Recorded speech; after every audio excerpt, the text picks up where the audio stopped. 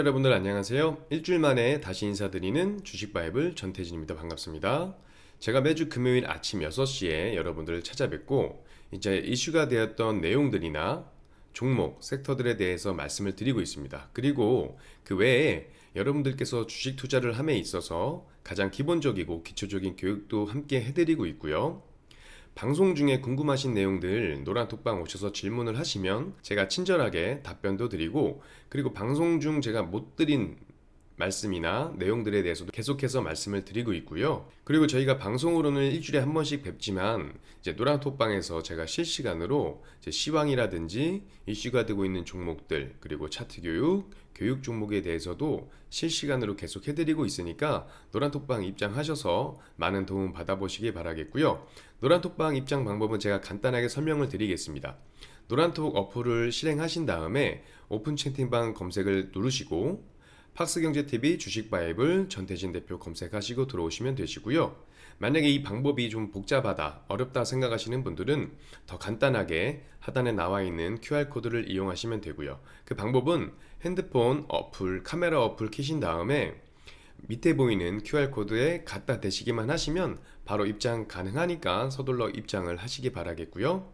방송 중에만 입장이 가능하기 때문에 시청 중에 입장하셔가지고 투자하시는 데 있어서 많은 도움 꼭 받아보시기 바라겠고요. 그리고 지금 현재 이 영상은 4월 27일 수요일 장 마감하고 제작하는 영상이기 때문에 시간적으로 좀 차이가 있을 수 있다는 점 양해 부탁드리고, 자, 그러면 지금부터 굿모닝 성공투자의 아침 파이팅 하시면서 저와 함께 시작해 보도록 하겠습니다. 먼저 이제 글로벌 증시, 미국 증시하고 국내 증시를 차트를 보면서 말씀을 드릴 텐데, 그 전에 미국 증시가 워낙에 큰 폭으로 하락 마감을 했고 미 증시 하락이 국내 증시 하락에도 영향을 끼쳤기 때문에 이제 많은 투자자분들께서 많이 놀라셨을 거라고 생각을 해요. 그래서 이제 미 증시 마감 현황에 대해서 한번 살펴보고, 그리고 나서 차트 보면서 다시 한번 말씀을 드려보도록 하겠습니다. 이제 미국 증시 뉴욕 증권거래소에서 다우존스는 전날보다 이제 2.38% 하락을 하고 마감을 했고요. 이제 S&P 500 지수 같은 경우는 전날보다 2.81% 하락을 마감했습니다. 이제 거기에 기술 중심의 나스닥 지수는 전날보다 3.95% 크게 하락하면서 급락하는 모습을 보이면서 마감을 했고요. 나스닥 지수는 2020년 12월 14일 이후에 최저치를 기록을 했고 지난해 11월 고점 대비 23%가량 하락을 해서 이제 약세장이 더욱 깊어지는 모습이었습니다. 나스닥 지수의 이날 하락률은 2020년 9월 8일 이후 최대였고, 중소형주를 모아둔 러셀 2000 지수도 이날 3% 이상 하락을 하면서 2020년 12월 이후 최저치로 마감을 했습니다. 4월 들어서 S&P 500 지수는 7.8% 밀렸고 나스닥 지수는 12.2% 하락을 했고 다우 지수도 같은 기간 4.2% 하락을 했습니다. 투자자들은 1분기 기업 실적과 중국의 코로나19 봉쇄 우려, 그리고 경제 지표 등을 주시하는 모습이었고요. 특히 장마감 후에 마이크로소프트, 알파벳 등 대형 기술 기업들이 실적 발표가 예정돼 있었는데 이제 거기에 투자자들의 경계심이 더욱 커졌고요. 낙폭은 오후 들어서 더욱 강화되는 모습을 보였습니다. 이제 개장 전에 발표된 미국 배송업체 UPS의 실적은 예상치를 웃돌았음에도 주가는 3% 이상 하락을 했고, 펩시코는 예상치를 웃돈 실적을 발표해 주가가 장중 오름세를 보였으나 결국 0.25% 하락 마감을 했습니다. 제너럴 일렉트릭은 예상치를 웃돈 실적 발표에도 이제 회사가 공급망 차질의 실적이 압박을 받을 것이라고 언급을 하면서 주가는 10% 이상 크게 하락을 했고요.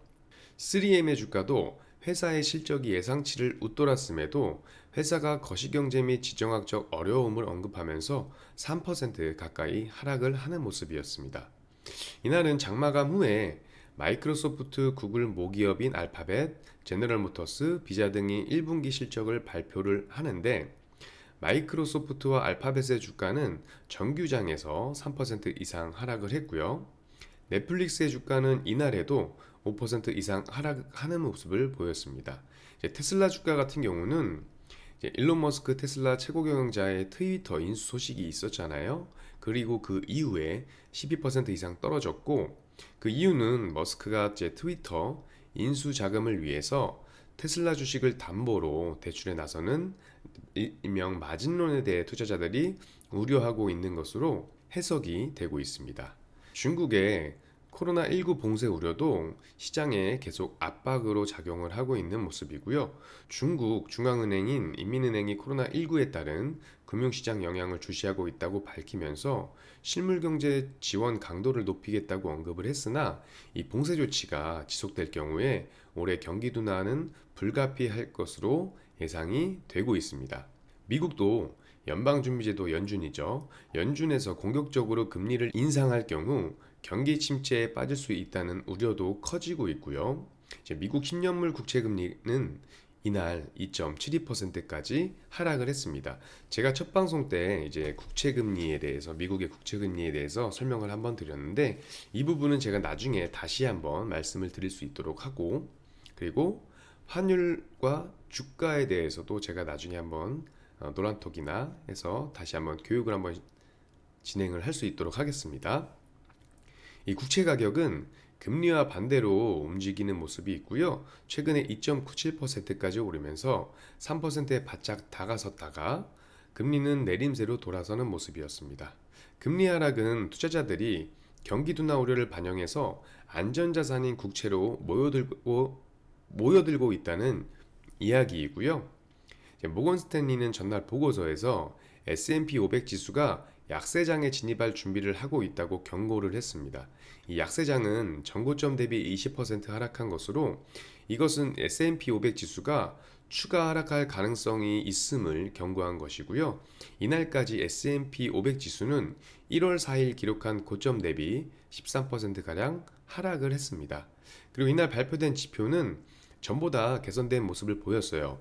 이제 올해 3월 내구재 수주는 전월보다 23억 달러 증가한 2,750억 달러를 기록을 했고, 이는 월스트리트 저널이 집계한 전문가 예상치에 부합하는 수준이었습니다. 이제 2월 주택 가격은 전달보다 더 크게 올라서 인플레이션 우려를 좀 부추겼고, S&P 코어로지 케이스 실러가 집계한 계절 조정 2월 전미 주택 가격 지수는 연율 19.8% 상승해 1월 상승률 19.1%보다 높아졌습니다. 20개 도시 주택가격 지수는 연율로 20.2% 올라서 전달에 기록한 18.9%와 시장의 예상치인 19.2%도 상회하는 모습을 보였고요. S&P 500 지수 내 에너지 업종을 제외하고 10개 업종이 모두 하락을 하는 모습을 보였습니다. 임의소비재 관련주는 5%가량 떨어졌고, 기술주와 통신 관련주도 3% 이상 하락하는 모습을 보였습니다. 뉴욕 증시 전문가들은 이 성장이 둔화될 때 그동안 가파르게 올랐던 기술주들이 타격을 입을 수 있다고 경고를 했고, 특히 성장에 대한 우려가 증시를 짓누르고 있다고 지적을 했습니다. 울프 리서치의 크리스 세네액은 보고서에서 전체 경제가 둔화되면서 펀더멘탈이 의미 있는 수준으로 악화하기 시작하면 최근 몇 년간 강세를 보였던 대형 기술주들이 무너질 수 있다라고 언급을 했고요. 블리클리 어드바이저리그 그룹의 피터 부크바 최고 투자 책임자는 CNBC에 경제 성장에 대한 우려가 상당하다라면서 중국은 미국 기술에 있어서 최대의 고객이면서 반도체 산업이 중국에서 많은 사업을 하고 있는데 이제 미국에서도 역시 성장에 대한 우려가 존재하고 있다고 말을 했습니다.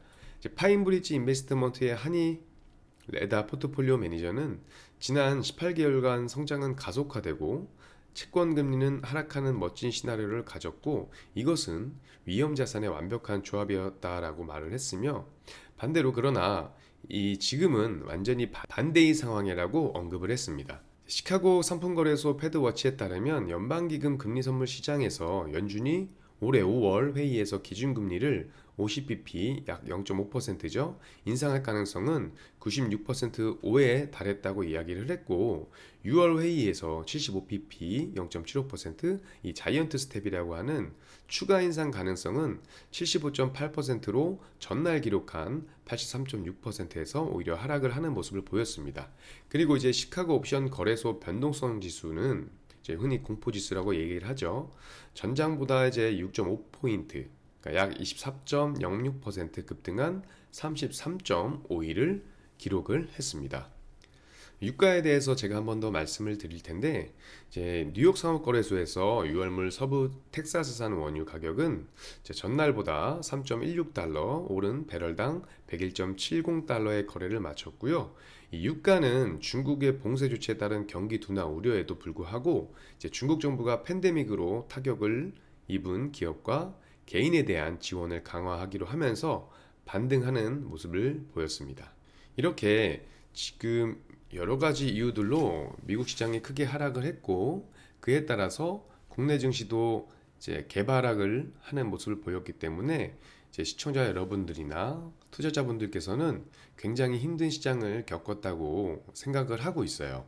왜냐하면 지금 현재 글로벌 정세라든지 주식시장 분위기가 긍정보다는 이제 부정적인 이슈나 뉴스들의 반응을 좀 많이 하는 부분이라서 이 부분이 뭔지 한번 짚어보고 시작을 한번 해보겠습니다.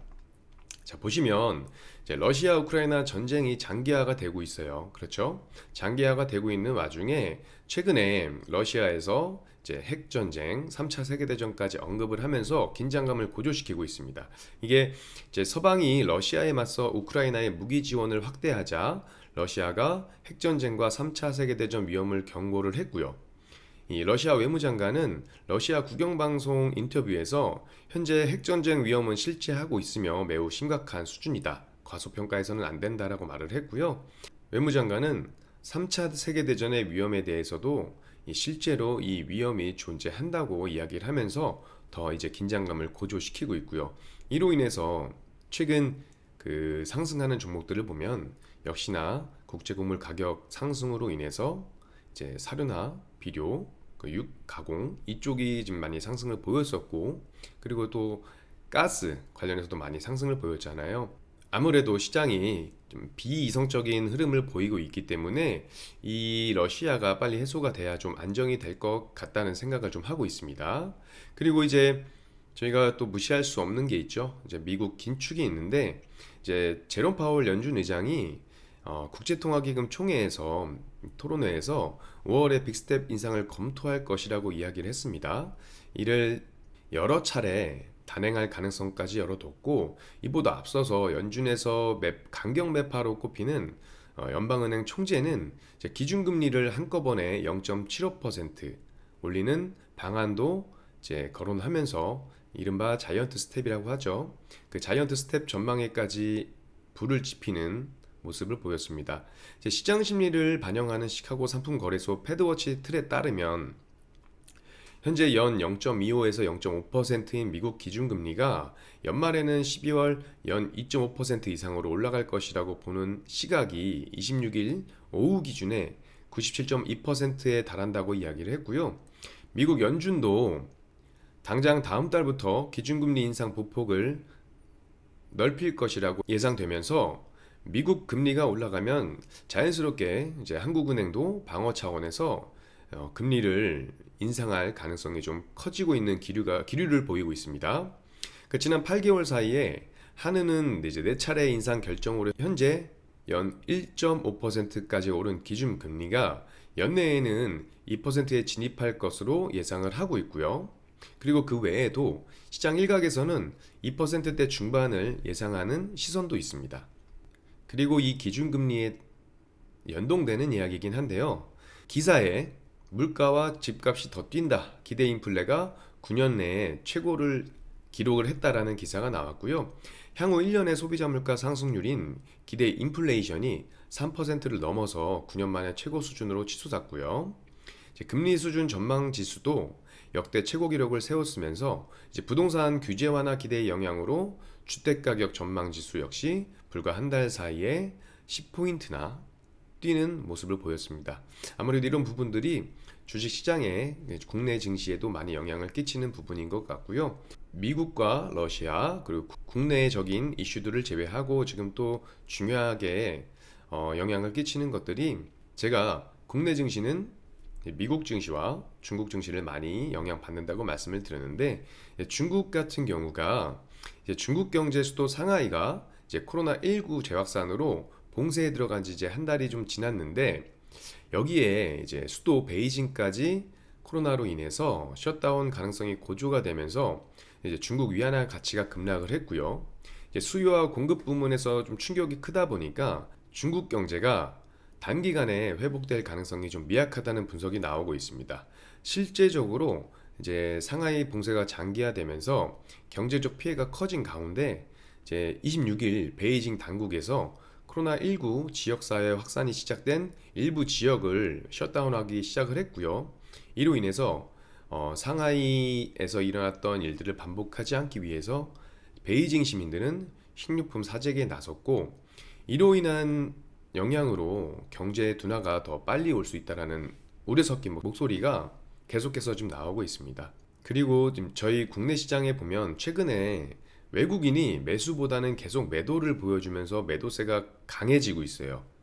제가 저희 노란톡방에 계신 회원님들께는 말씀을 드렸는데, 아무래도 이제 환율이 올라가면서 환차익이나 환차손 같은 부분에 있어서 외국인들의 자금은 유출이 될 수밖에 없습니다.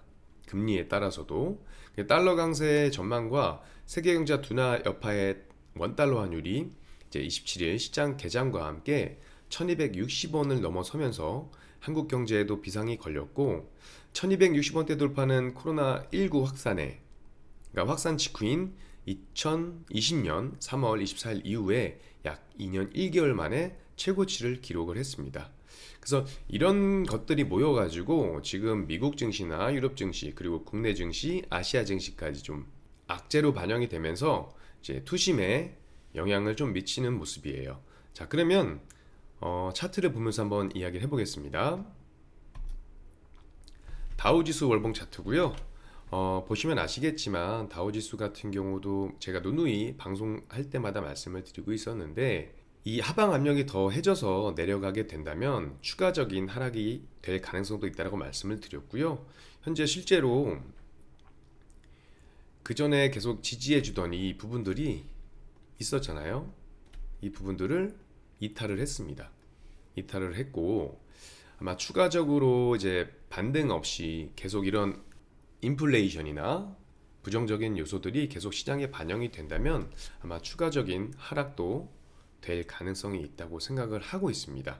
물론 제가 항상 방송 때마다 이런 말씀을 드려서 죄송하긴 한데, 시장은 제가 뭐 긍정적인 이야기들로만 해서 여러분들께 기대 심리를 넣는 게 아니고 제가 보고 있는 시장 상황을 그대로 전달을 해드리는 거고요. 자, 주봉 차트도 한번 볼게요. 주봉 차트 보시면 주봉도 현재 5월 이평선까지 이탈을 한 모습이고요. 물론 이 부분을 지지해 주느냐, 지지하고 다시 반등이 되느냐, 이런 부분도 계속 지켜봐야 될 것 같습니다. 자, 월봉 차트를 볼게요. 월봉 차트는 역시나 5월 10월 이평선을 이탈을 했고요. 그리고 현재 지금 이 20월 이평선 이쪽에서 이 22평선을 지지하고 반등이 될지 아니면 이탈을 하게 되면 추가적인 하락의 가능성이 있기 때문에 이 지지를 하느냐 아니면 지지를 못 받고 이탈을 하느냐, 그래서 좀 더 어려운 상황을 좀 더 겪게 되느냐, 이 부분에 대해서도 제가 계속 방송에서 말씀드렸고, 이런 부분들에 있어서 제가 실시간으로 시황이나 이런 것들 얘기해 드리니까 노란톡 오셔서 꼭 많은 도움 받아보시기 바라겠습니다. 자, 그 다음에 나스닥 지수 한번 볼게요. 나스닥 일봉 차트고요. 나스닥 지수도 마찬가지로 이제 고점에서 쭉 내려오고 나서 한번 올라갔다가 다시 하락을 해줬는데, 역시나 이 부분을 이탈을 하는 모습이에요. 지지를. 지금 현재까지의 움직임은 그렇고, 역시나 물론 주식이란 건 올라갈 수도 있고 내려갈 수도 있지만 아까 말했던 이런 악재들이 어느 정도 해소는 돼야 아무래도 반등의 가능성이 좀 더 있지 않을까 생각을 하고 있습니다.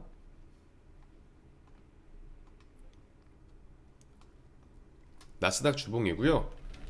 나스닥 주봉 같은 경우도 저번 방송에도 말씀을 드렸지만 단기 이평선 그리고 중기 이평선까지 이탈을 한 모습이고요. 이 라인 지지하지 못하고 결국에는 지금 현재 122평선을 테스트하는 모습입니다. 여기에서 반등을 해서 올라가느냐 아니면 이탈해서 내려가느냐 그 부분 체크를 계속 해보셔야겠죠. 나스닥 월봉은 이번 주 들어서 좀 많이 하락하는 모습을 보였고요. 여기서도 저점 테스트 하는 모습을 보이고 있고요. S&P 500 일봉 차트입니다. 다우 지수하고 차이가 좀 비슷한 모습이긴 하지만 아직까지는 이 라인을 이탈하지는 않았습니다. 자, 주봉도 마찬가지고 제가 주봉은 간단하게 넘어가고요.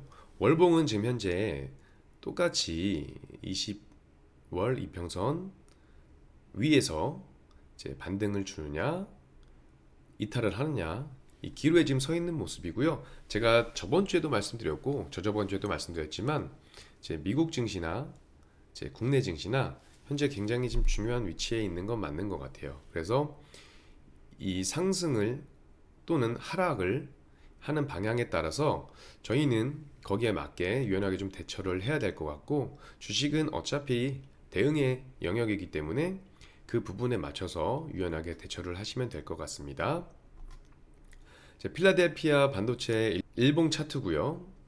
필라델피아 반도체 같은 경우는 좀 많이 빠지긴 했어요. 제가 이 부분 항상 중요하게 생각을 하는 부분인데 아마 제 방송 보시면 아시겠지만 국내 증시와도 굉장히 연관이 돼 있다 생각을 하고 있어서 좀 중요하게 보고 있고요. 주봉도 역시 마찬가지 좀 많이 하락한 모습입니다. 월봉 역시 20월 이평선 이탈을 해서 하락하고 있는 모습을 보여주고 있고요. 필라델피아 지수를 본 김에 이제 삼성전자 차트도 제가 한번 가져와 봤어요. 삼성전자가 오늘 52주 신저가를 경신을 하면서 다시 한번 약세를 보여줬습니다. 아까 보여드렸다시피 이제 필라델피아 일봉이 좀 많이 하락을 하면서 국내 IT 전자업종에 영향을 주었고요. 이제 SK 하이닉스 차트도 있지만 일단 대표적으로 삼성전자 차트를 제가 가져와서 한번 말씀을 드렸습니다.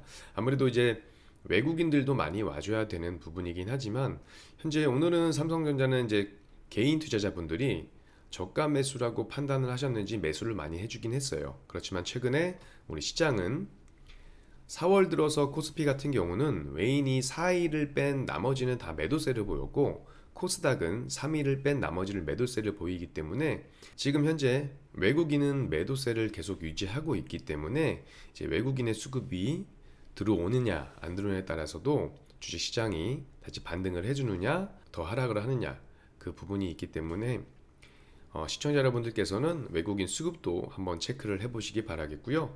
이런 부분들이 어렵다 생각하시는 분들은 노란톡 오시면 제가 다 말씀을 드리기 때문에 편하게 직장생활이나 여가생활 하시면서 많은 도움 받아보시기 바라겠습니다. 코스피 일봉 차트입니다. 역시나 코스피 일봉 차트도 미국 증시의 영향을 받다 보니까 하락하고 다시 막혀서 하락을 해주고 다시 반등을 줬다가 또 다시 막혀서 하락을 해주는 모습이고요. 이제 이 라인을 오늘 살짝 이탈하는 모습을 보여줬는데 다행히 장 막판에 매수세가 좀 몰리면서 밑꼬리를 좀 다는 모습이었어요. 그래서 추후에 이 지수가 어떤 방향으로 가느냐 판단을 해보시고 투자를 함에 있어서 어찌됐건 여러분들은 수익을 내기 위해서 주식 투자를 하시는 거고, 그러기 위해서는 이제 하락이 멈추고 상승으로 전환됐을 때 그때 매매를 하시는 방법도 좋은 방법이긴 합니다. 코스피 주봉 차트고요. 역시 코스피 주봉 차트는 단기, 중기, 장기 이평선을 다 이탈을 하는 모습입니다. 코스피 월봉 차트고요. 역시나 코스피 월봉 차트도 지금 5월 이평선까지 좀 이탈을 한 모습이에요. 그래서 지금 현재 제가 라인을 걷는데 제가 교육 내용에 항상 말씀드렸지만 지수도 종목이랑 똑같이 생각을 하시면 이제 올라갔다가 이 저항선에 막혀서 내려오고 이제 저항선을 뚫고 상승을 했습니다. 그러고 나서 지금 이 저항선이 지지선이 되는 모습인데 이 지지선이 앞으로 주가가 이 지지선이 그대로 지지선이 될지 저항선이 될지도 한번 판단을 해보시고 투자에 대한 방향을 좀 결정하시는 게 좋을 거라 생각을 하고 있습니다. 자, 코스닥 일봉이고요. 코스닥은 코스피보다는 좀 나은 모습이긴 하지만 그래도 오늘 개파락으로 시작을 했죠. 미국 증시 영향 때문에. 그렇지만 다행히 코스피 지수와 마찬가지로 밑꼬리를 달아주긴 했으나 현재 이평선을 모두 이탈을 해서 하락을 한 모습이라서 추후적으로 흐름을 계속 체크를 해보면서 투자를 해보셔야 될 것 같고요. 코스닥 주봉도 현재 122평선을 테스트하고 있어요. 자, 그 다음 코스닥 월봉 차트를 보고요. 월봉 차트 역시 5월 이평선을 이탈한 모습이라서 이 전저점을 지지해주고 반등할지 아니면 추가적인 하락을 할지 지켜봐야 되겠지만, 제가 저번 방송에 한번 말씀을 드렸을 거예요. 이탈을 하게 되면 좀 더 힘든 길을 가지 않을까라고 생각을 한다 말씀드렸는데, 물론 이번 주가 좀 많이 힘들었을 거예요. 시청자 여러분들도 그렇고 주식시장이 조금 많이 힘든 장이었어서, 그래도 여러분들께서는 하락한다고 해서 너무 상심하지 마시고 교육 받으시고 공부하셔서 유연하게 대처하셔가지고 성공적인 투자 하실 수 있도록 제가 도와드릴 테니까 하단에 나와 있는 QR코드 이용하셔서 노란 톡방 들어오시면 제가 최대한 도움을 드릴 수 있도록 최선을 다하겠습니다. 자, 글로벌 증시는 제가 여기까지 말씀을 드리고, 아까 말씀드린 것처럼 이 시장에 호재보다는 악재보다 영향을 좀 많이 받는 지금 시장의 흐름이다 보니까 지금 제가 여기 적어 놨던 이런 요소들이, 불안 요소들이, 이런 불확실성들이 좀 해소가 되면 증시에도 좀 훈풍이 오지 않을까 생각을 하긴 해요. 하지만 지금 시장은 호재보다는 악재에 더 반영을 하고 있다 라고 생각이 들고요. 이 부분 같이 체크하시면서 계속 보시면 될 것 같습니다. 시황은 여기까지 말씀드리고, 최근 주식시장을 보면은 역시나 이제 국제고물 가격으로 인해서 사료주, 그리고 러시아가 가스 공급을 중단한다는 뉴스에 이제 가스 관련주들이 좀 상승을 보이는 모습이었고요. 그리고 그 외에 좀 이슈가 되는 종목들이 있었어요. 그 종목들이 여러분들은 뭔지 아시죠? 보시면 최근에 이제 차기 정부 인수위에서 정책 관련해서 인터뷰를 했습니다. 기자회견을 했죠. 제가 PPT 자료를 좀 만들어 왔는데, 제 대통령직 인수위원회가 에너지, 방산, 우주항공, 그리고 바이오 산업, 인공지능 산업, 탄소 중립 대응, 그리고 스마트 농업, 이렇게 이 6가지를 차기 정부의 6대 미래 먹거리 산업으로 선정을 했습니다. 안 위원장은 유망에너지 산업으로 차세대 원전과 수소, 전력, 신산업, 재생에너지 등 4개 분야를 제시를 했고, 이제 대선 공약이었던 소형 모듈 원전, SMR 사업에 대해선 이제 수출 시장을 선점할 수 있도록 연구개발과 금융 지원을 집중하겠다고 밝혔습니다. 이제 거기에 방위산업과 우주항공산업은 민간 협력 모델을 제시를 했고, 여기 안 위원장은 달 착륙을 포함한 과제를 1년이라도 더 당겨서 이런 산업에 우리가 제대로 들어가는 것이 필요하다고 강조를 했습니다. 특히 우주항공산업은 대선 공약인 우주항공청 신설과 맞물려서 정부의 파격적인 지원책이 나올 것으로 예상이 되고 있고요. 이제 여러분들께서 정책 관련주 하시면 이제 어떠한 정책이 있다라는 것 정도는 아실 텐데, 물론 정책 관련주에 대해서, 종목에 대해서 많이 아시는 분들도 계시겠지만, 제가 지금 이 시간에는 이 정책 관련주에 대해서 종목에 대해 말씀을 드릴 거고요. 어떠한 이유로 어떻게 이 관련 테마주가 됐는지, 관련 정책주로 엮여 있는지 한번 설명을 드릴 겁니다. 차트도 같이 보여드릴 거고요. 이 워낙에 좀 방대하다 보니까 제가 3가지 정도만 일단 추려서 말씀을 드릴 거고요. 오늘은 이제 SMR, 소형 모듈 원전, 이쪽 원전 쪽 관련주하고, 그리고 우주항공 관련주, 그리고 제가 저번에 방송에도 한번 말씀드렸는데 이 UAM 관련된 테마 종목들에 대해서 한번 살펴보도록 하겠습니다. 먼저 도시항공 모빌리티를 의미하는 UAM 관련 종목에 대해서 말씀을 드릴 거고요. 이 종목은 제가 4월 15일 방송에서 이제 베셀이라는 종목을 가지고 나오면서 말씀을 드렸고, 정부 정책주이다 보니까 주의 깊게 계속해서 관심을 가지고 보셨으면 좋겠다라고 말씀을 드린 종목이에요. 제 UAM이라는 건 아까 말씀드렸다시피 도심항공 모빌리티를 의미하는데, 이제 대통령직 인수위원회 왕윤종 경제 2분과 인수위원은 25일에 열린 브리핑에서 디지털 플랫폼 정부를 실현하는 핵심 축으로서 모빌리티를 미래 핵심 성장 동력으로 키울 것이라고 하면서 이같이 발표를 했고요. 2022년 조건부 자율주행 그리고 2027년 완전 자율주행 상용화를 목표로 민간 핵심 기술 개발 실증을 지원하고 차세대 지능형 교통체계 및 정밀 도로지도 등 첨단 인프라를 구축하기로 했습니다. 그러니까 자율주행차 안전기준, 보험제도, 보안 시스템과 관련된 법 제도도 선제적으로 완비한다는 방침이고요.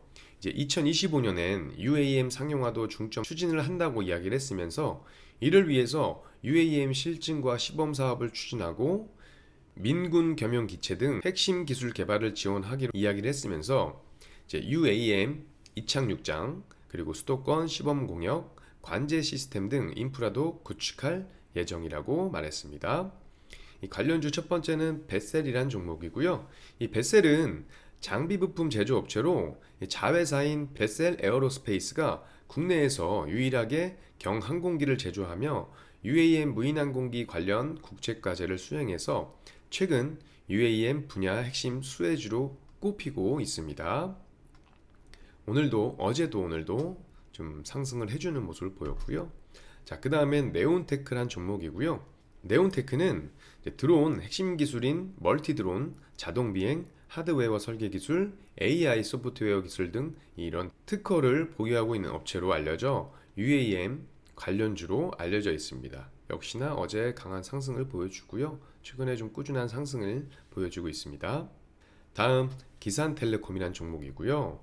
이 종목은 이제 자회사인 모피언스가 국내 최초이자 국내 유일의 항공용 항행 안전 시스템을 개발을 했고, 모피언스의 항공용 항행 안전 시스템은 국제 민간 항공기에서 정한 규격에 따라 개발돼서 세계 어느 공항에서나 보편적으로 사용할 수가 있는 시스템으로 알려져 있고요. 국내에서는 대통령 전용기와 국빈 항공기가 사용하는 서울공항과 김포국제공항, 그리고 김해 국제공항, 제주국제공항 등 20여 개 이상의 지역에 설치돼서 운용 중에 있습니다. 그리고 이란, 터키, 사우디아라비아, 인도, 인도네시아, 태국, 부탄 등 세계 15개국 200여 개 이상의 지역에도 설치가 돼 있어서 UAM 관련주로 엮여 있습니다. 역시나 계속해서 좀 추세적으로 상승하는 흐름을 보여줬고요. 다음은 파이버 프로란 종목이에요. 이제 파이버 프로란 종목은 무인화 이동체의 필수 전자기기인 하이엔드급 광섬유 자이로스코프 및 관성 센서를 국내에서 유일하게 제조하는 기업으로서 나로호와 누리호 그리고 카이스트 차세대 소형 인공위성 발사를 위해서 광섬유 자이로스코프를 공급하는 등 항공우주 분야에 매진을 하고 있고, 또 이제 한국형 도심항공 모빌리티에도 초청기관 자격으로 참여하고 있어서 UAM 테마주 관련주에 거론이 되고 있습니다. 어제 오늘 상승을 보여주는 모습이고요. 그리고 UAM 관련 종목 마지막으로 하나 더 설명을 드리겠습니다. 퍼스텍이라는 종목이고요. 이 퍼스텍은 국토교통부가 UAM 상용화 서비스 운용 전략 사업에 참여한 바가 있기 때문에 UAM 관련주로 알려져 있습니다.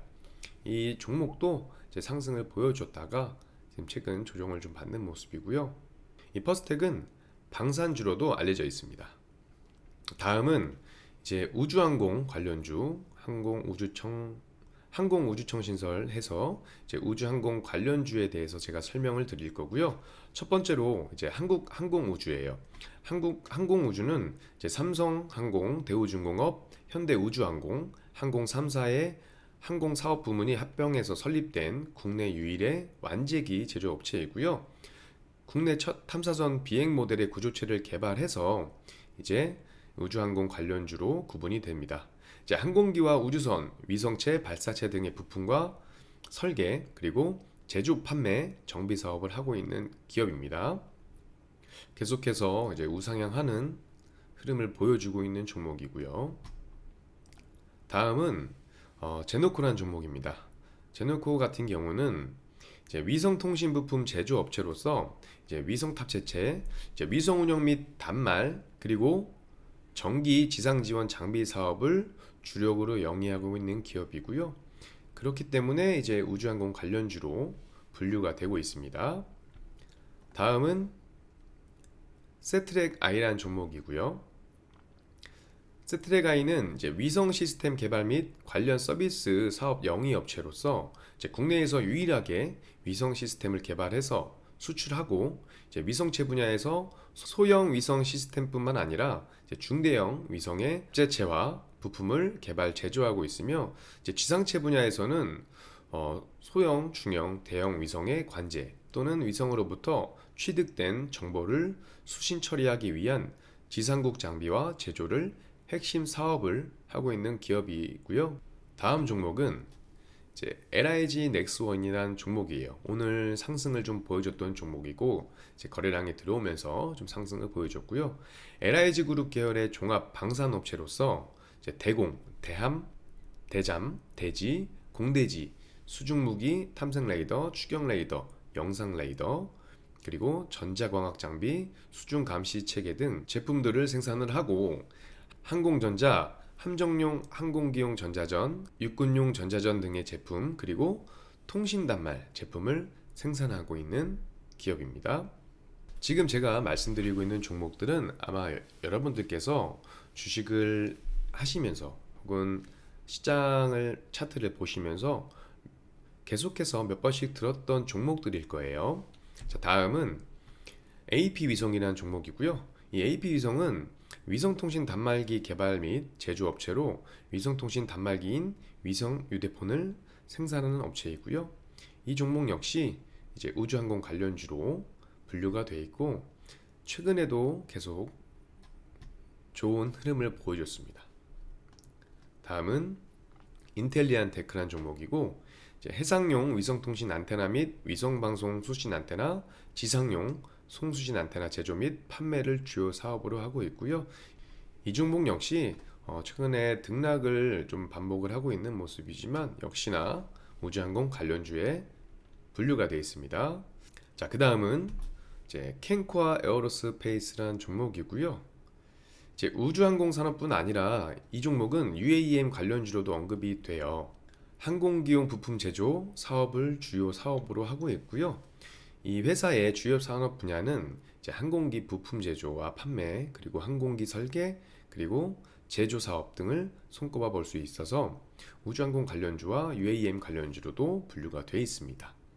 자, 마지막으로 하나 에어로스페이스라는 종목이고요. 아마 이 종목도 많이 들어보셨을 거예요.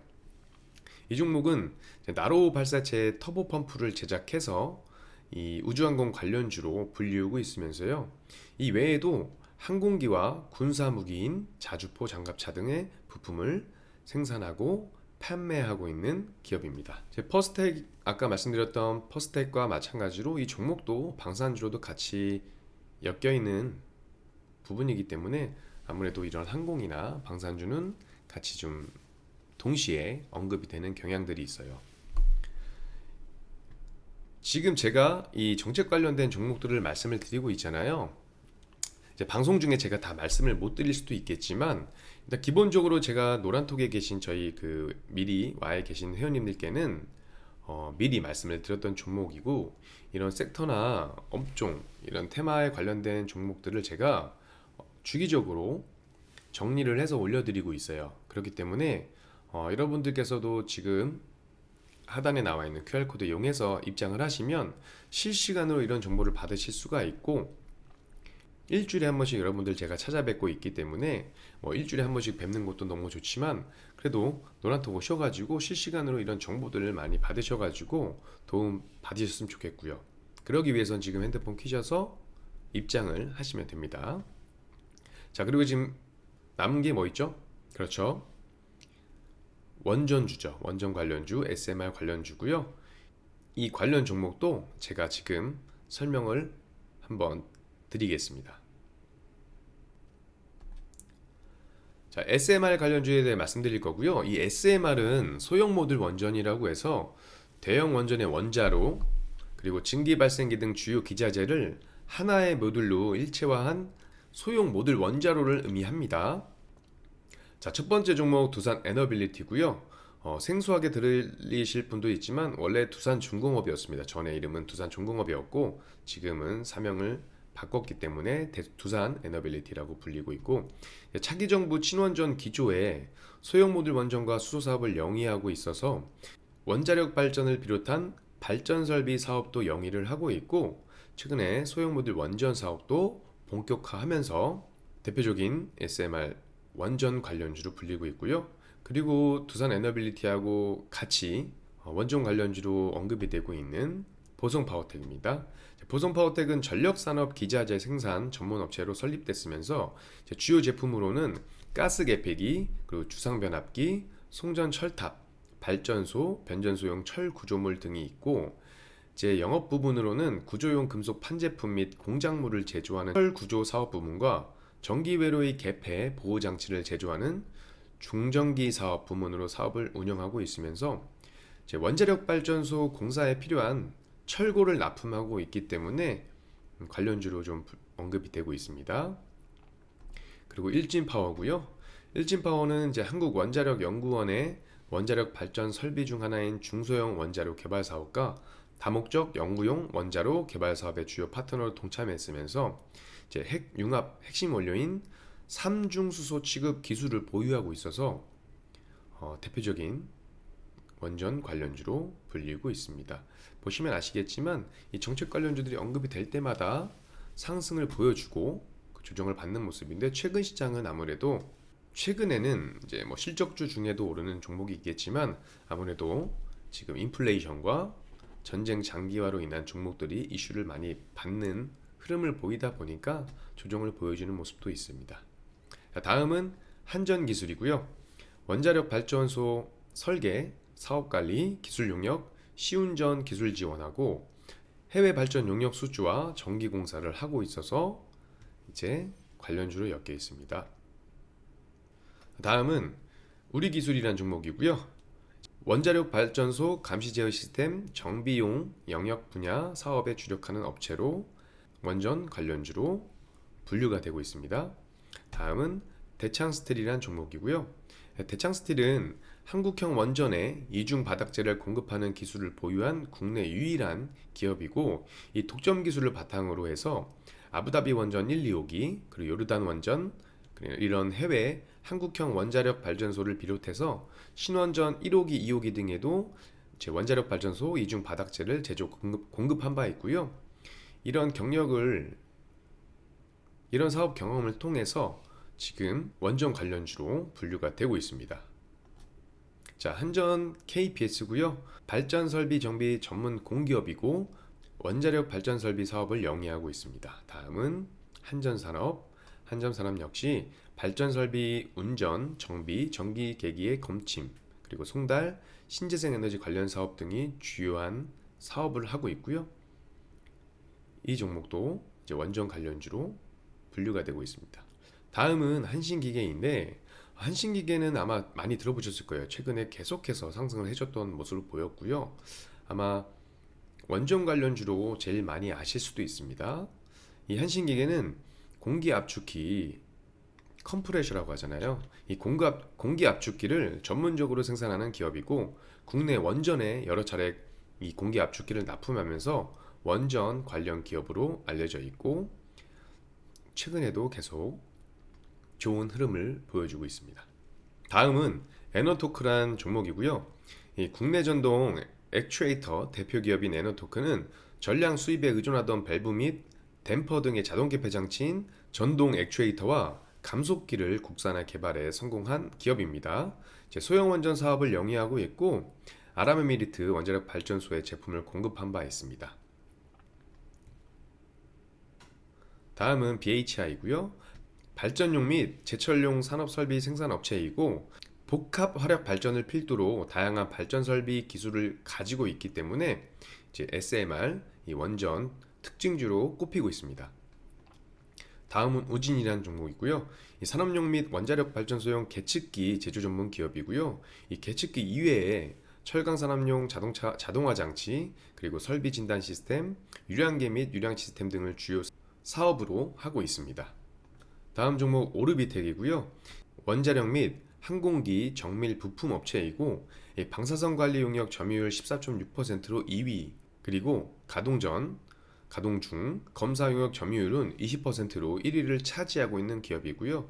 신규 원전 건설 허가 및 해외 원전 수출이 재개되면 수혜를 볼 수 있다라는 기대감에 이제 원전 관련주로 꼽히고 있습니다. 다음은 서정기전입니다.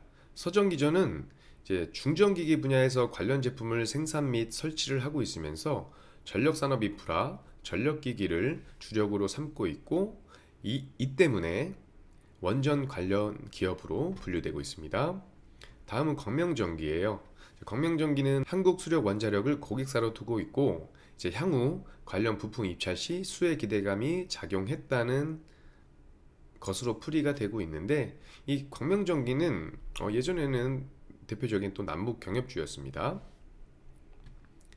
다음 종목은 이제 S&T 에너지란 종목이고요. 이제 원자력 발전소 원전 증기 응축 회수 시스템인 복수기를 만드는 기업입니다. 다음은 DK락이고요. 개장용 피팅 밸브 제조 전문 업체로 이제 원자력 발전 설비 등에 이용이 되고 있어서 이제 관련주로 언급이 됐습니다. 티플렉스는 여러분들께서 이제 니켈 관련주로도 많이 알고 계실 건데, 이제 원전 핵심 장치에 사용되는 스테인레스 밸브를 생산을 하고 있어서 이 원전 관련주로도 언급이 됐었고요.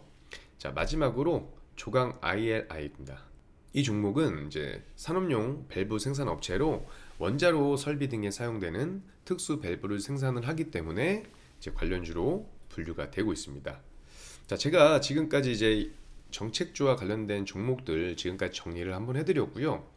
이게 방송 중에 다 내용이 못 나갔어요. 못 나갔기 때문에 이 이후에 종목들은 노란톡방 오시면 제가 말씀을 드릴 거고, 물론 그 전에 와 계신 분들은 종목에 대해서 한번 더 제가 말씀을 드렸기 때문에 여러분들께서 지금 방송 보시고 입장하시면 제가 한 번 더 올려드리고, 그리고 추후에도 계속 이런 관련된 섹터들, 종목들 정리해서 계속 올려드릴 예정이니까요. 오셔가지고 많은 도움 받아보시기 바라겠습니다.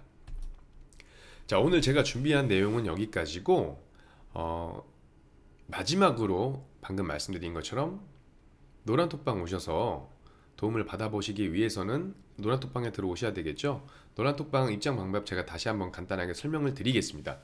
노란톡 어플을 먼저 실행하신 다음에 오픈 채팅방 검색을 누르시고 팍스경제TV 주식바이블 전태진 대표 검색하셔서 입장을 하시면 되시고, 이 방법이 좀 어렵다, 복잡하다라고 생각하시는 분들은 하단에 나와 있는 QR코드를 이용해서 입장하시면 됩니다. 이 방법은 더 간단해요. 핸드폰 카메라 어플 켜셔서 하단에 나와 있는 QR코드를 갖다 대시기만 하시면 바로 입장 가능하니까 서둘러서 입장하시기 바라겠고요.